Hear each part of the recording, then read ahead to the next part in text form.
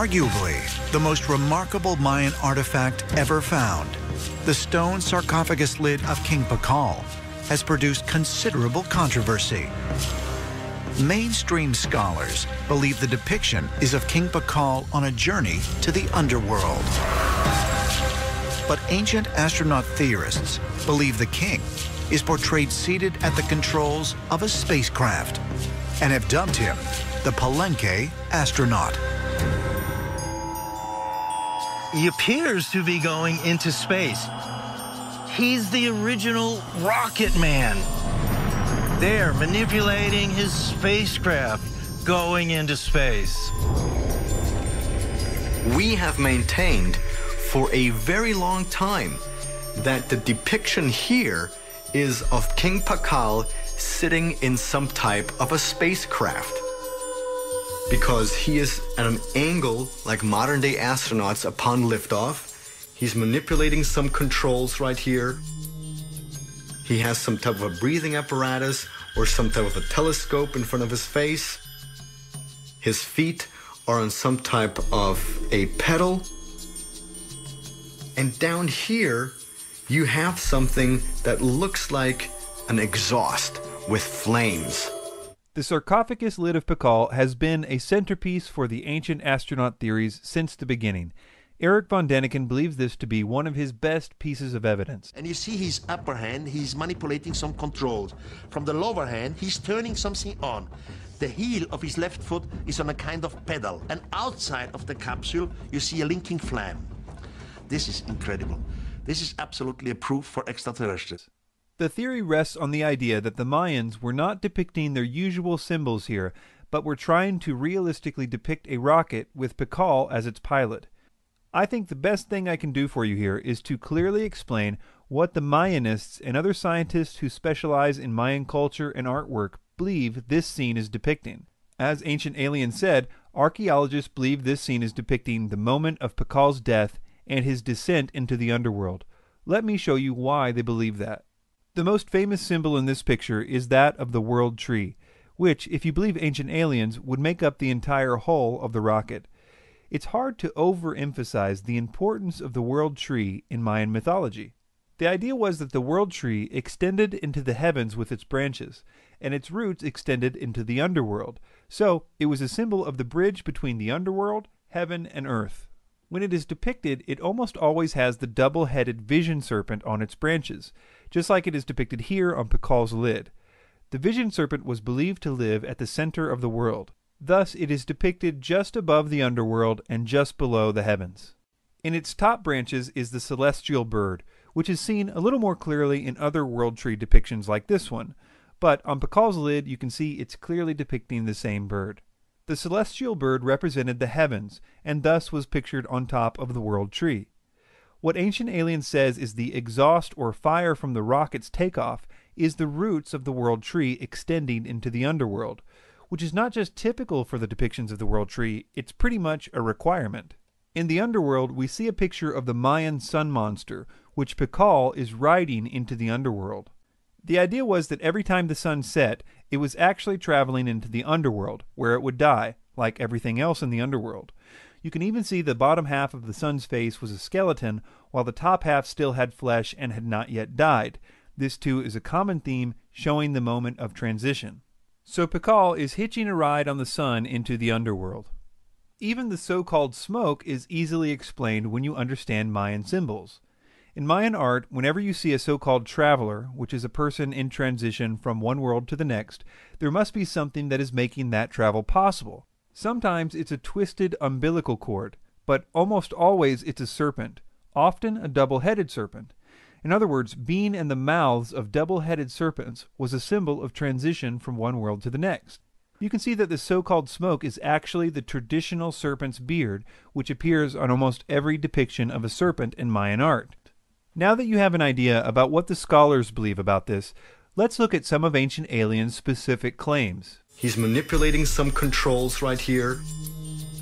They say his hands are manipulating some controls, but if you look closely, his right hand isn't touching anything at all.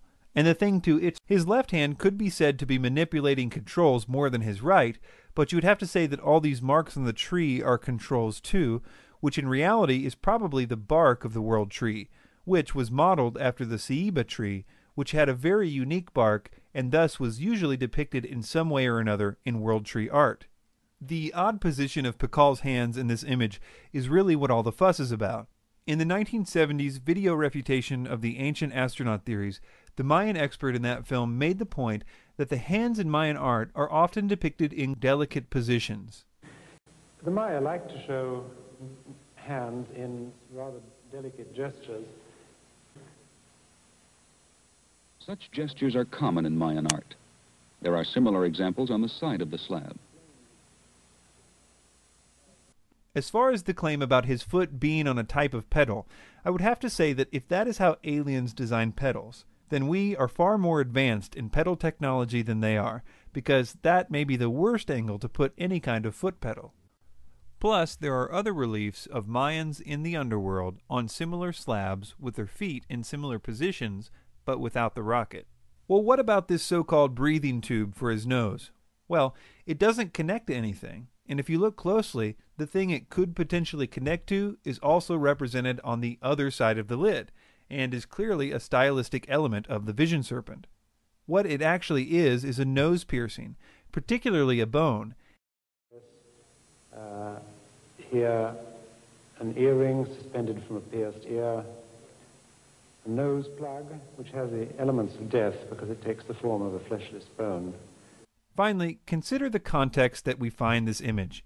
It's on a coffin lid, so the mainstream view is perfectly in line with that, and the whole concept was common in Mayan burials. It would have been a strange thing for them to all of a sudden abandon their usual symbolic artwork to depict a rocket on a coffin lid. The fact is that the symbols on the sarcophagus lid are really consistently used. Often the symbols are even explained in the extensive Mayan writings. These symbols fit perfectly with what we know about their beliefs about the world and the afterlife.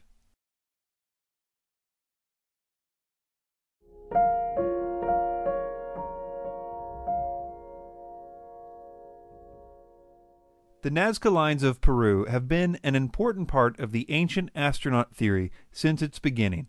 Originally, von Daniken claimed that the lines were kind of a UFO runway, or a type of alien airport, where the alien craft landed and took off. When challenged by Carl Sagan and others on this point in an early documentary, von Daniken kind of backtracked on this and said that he meant that the lines were created as a result of the spacecraft landing. I never said that the extraterrestrial needed runways with concrete or something like this. My idea, which I developed in my second book and also in the book In Search of Ancient Gods, the picture book, was that some vehicle was coming down, not an interstellar spaceship, simply a small vehicle, and landing with an effect maybe even of the air cushion system. So they don't need landing tracks, but simply by the landing itself, some sand and stones are blown away, and you have a simple track on the ground. And after maybe a few hours or a few days, they start again, maybe in another direction, you have a second track, the take-off track. In other words, he's saying that the spacecraft dragged on the surface of the ground as they landed, and that the lines are therefore the unintentional result of spacecraft landing. For the Ancient Aliens series, however, it seems that they are back to claiming it was an airport. The lines look like airstrips. They start abruptly, they end abruptly. Looking at Nazca from the air, it looks like an airport. And it really does, because you have all these bands, wide bands that look like airstrips that are laid on top of each other, but you also have these gigantic, long, straight lines that go for miles and miles over valleys, over mountains. Either explanation seems to fall short of explaining why these lines are sometimes several miles long, one of them being almost 15 miles long. It would be a pretty inefficient spacecraft if it took 15 miles for it to take off, or, in the alternate explanation, if it needed to drag on the ground for 15 miles before it stopped. We will look more into this later. In the meantime, I want to look at what I think may be the most ridiculous claim of the entire Ancient Alien series. At Nazca, entire mountaintops have been removed. I mean, this all requires machining. And I'm not talking, you know, a little wheelbarrow and a pick. I'm talking sophisticated machinery, because we today would also need sophisticated machinery in order to achieve such feats. They are claiming that this mountain in the Nazca region has been artificially sheared off. But what they are referring to is a plateau. Plateaus and mesas are naturally flat on top. They occur all over the world, and geologists know exactly how they form. In light of that, it makes them spending so much time on this point kind of funny. There the mountain's cap runs up from both sides. Here it is flat. This is absolutely incredible. This is one of the most craziest pictures I made about Nazca. The crazy thing is, the rubble, the remains of that summit or that mountaintop, gone. It's nowhere. It's not in the valley down below. It's nowhere in the region. What happened to it? Okay, moving on to the lines. Nazca doesn't just have straight lines. There are also several images of animals, such as monkeys, spiders, fish, jaguars, llamas, lizards, and dogs. Contrary to what Ancient Aliens says, the way that they were made is very well known. In fact, it's ridiculously simple. They simply moved the reddish-brown iron oxide-covered pebbles that cover the surface of the Nazca Desert out of the way. When the gravel is moved, the layer underneath is exposed, which is much lighter, and the contrast of the two colors creates the Nazca line. If you were in the Nazca Desert, you could create a Nazca line by running your finger over the surface of the ground. It would probably stay there for hundreds of years, too, because the Nazca Desert is one of the driest places in the world, and it almost never receives rain. If it did, the lines would have been washed away long ago because they are so superficial. Well, if these lines aren't an alien airport, what are they? What is known are the basic beliefs about religion in the ancient Nazca culture. Likely related to the arid and extreme nature of their environment, Nazca religious beliefs were centered around agriculture and fertility. Much of the Nazca art depicts powerful nature gods, such as the mythical killer whale, the harvesters, and the mythical spotted cat, etc. Essentially, they worshipped gods represented by animals, which they thought controlled things like water and crops. I might add that they were super serious about this too. So serious that they decapitated lots and lots of humans in order to appease these nature gods. I think it's fair to say that the Nazca people were obsessed with beheadings. On their pottery, it depicts crops growing from severed heads, and there are other things too that show the connections that they believed severed heads had to good crops. All that to say that these people were dead serious about farming, and if you're serious about farming, you must also be serious about water. And if you are farming in the desert, then it's off the charts how serious about water you would be. I mention this because it helps to explain what the Nazca lines likely are. First, let's take the depictions of animals. For the most part, all of these animals can also be found depicted in Nazcan pottery. They were the Nazca gods of water and fertility. If you asked an ancient Nazcan what they believed about the world and how it worked, they would likely say something like, "We take hallucinogenic drugs, we cut off a lot of heads, all in hopes that the monkey spirit will help us have some good crops this year." That just isn't what you would expect to hear if these people were smack dab in the middle of a massive mining operation conducted by UFO flying spacemen. There should be some hint of that in their mythology, if it were true. But if it is true, they apparently couldn't have cared less based on their lack of any indication in their belief system. Moving on to the actual lines. In order to understand these, we need to know a few more facts. One aspect of the Nazcan religion was huge pilgrimages. Massive amounts of Nazcans would walk to certain holy sites throughout their year.